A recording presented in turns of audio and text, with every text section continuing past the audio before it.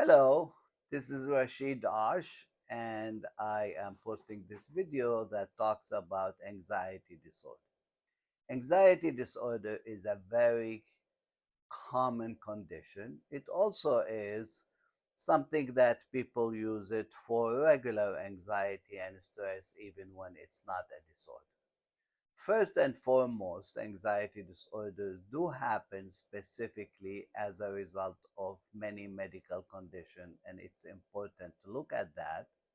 It also happens as a result of using substances or coming off substances. But we are focused now in this presentation on when it is a psychiatric disorder not caused by medical condition or substance use.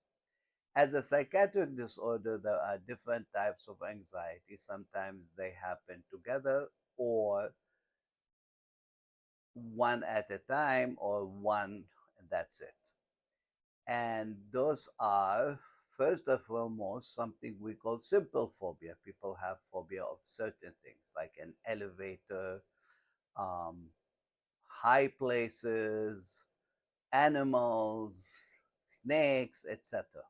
And those treatment include behavioral therapy and nothing else. And sometimes you just learn how to live with that. In addition to that, there are also some secondary anxiety disorders, including somatization. And that's when someone keeps thinking they have a medical condition and keep going to the doctors. And that's a very complex thing to treat.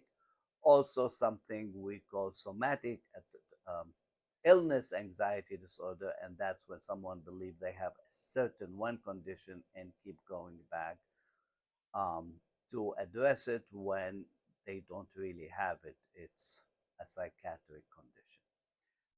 All that is not what we consider the specific anxiety disorders, which include general anxiety disorder, panic disorder, as well as mixed anxiety disorder, social anxiety disorder, social phobia, and separation anxiety disorder.